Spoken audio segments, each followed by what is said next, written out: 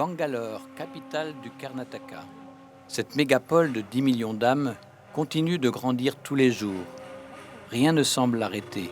Des chantiers un peu partout, des immeubles qui envahissent l'espace urbain de manière sauvage.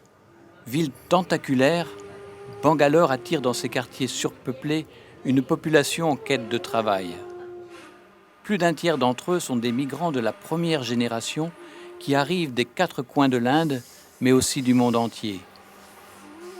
Le luxe y côtoie souvent la plus grande misère. C'est dans cette ville sans limite que nous rencontrons une jeune femme de 24 ans qui a fait le choix de se mettre au service des plus pauvres, en particulier les jeunes, plus exposés à toutes les dérives. Je m'appelle Santa Silvia.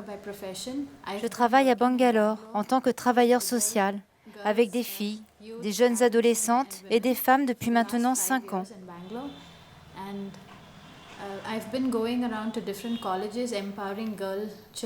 Je vais dans différents collèges pour parler de l'émancipation des filles qui n'ont pas l'opportunité de parler des changements qui surviennent dans leur vie quotidienne.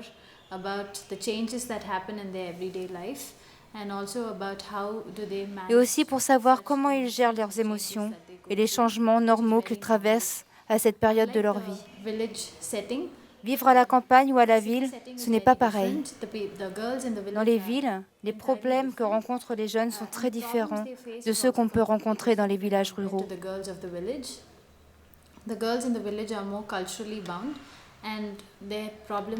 Ici, les problèmes les plus courants ont à voir avec l'utilisation d'Internet et des nouveaux médias.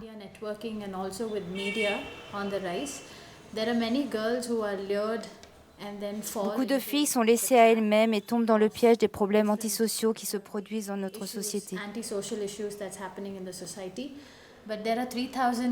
Selon une étude récente que nous avons faite, plus de 3000 filles du Karnataka tombent chaque mois dans le piège de l'esclavage sexuel et de la prostitution.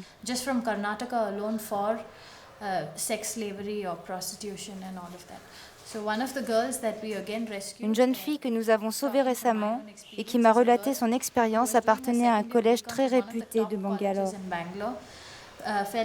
Elle est tombée amoureuse d'un garçon sur Facebook et ce garçon l'avait invitée à son anniversaire. Elle n'avait aucune idée de ce qui allait se passer.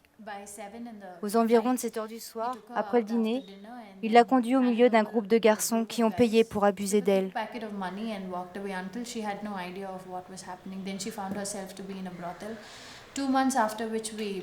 2 mois plus tard, nous l'avons retrouvée dans un bordel. Mais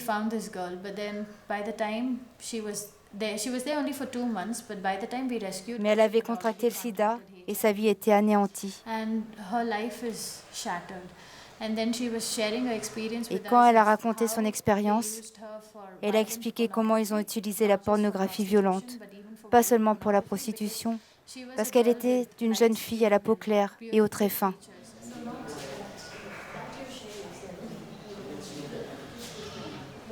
Quels sont aujourd'hui les challenges que les filles doivent affronter dans leur vie de tous les jours au regard de votre expérience personnelle ? Même s'il y a plus d'opportunités aujourd'hui pour que les femmes soient égales aux hommes, elles peuvent sortir quand elles veulent et d'autres choses encore, la peur est toujours là. Elles ne peuvent pas aller et venir comme elles voudraient. Elles ne le peuvent pas. Comme nous l'avons vu récemment dans les journaux, nous avons vu une fille agressée sexuellement. Et c'était scandaleux d'entendre ce qui est arrivé. Aussi, même si on dit qu'on peut faire les choses par nous-mêmes et que nous sommes égales aux hommes, la peur existe toujours, partout. Et moi aussi j'ai peur. Quand je dois aller quelque part, je suis sur mes gardes. Que va-t-il se passer ? Est-ce que je suis en sécurité ?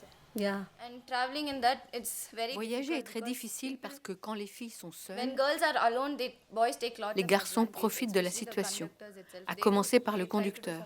Ils essayent d'abuser de la situation et c'est pourquoi les filles doivent être protégées. Et quand les filles racontent ce qui est arrivé à leurs parents, ils disent « Tu dois être correcte, toi d'abord.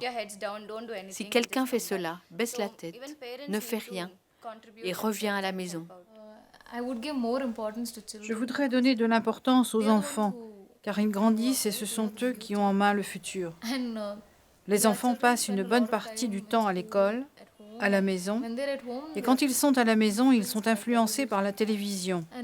Et ce que nous voyons à la télé a une grande influence sur chacun d'entre nous.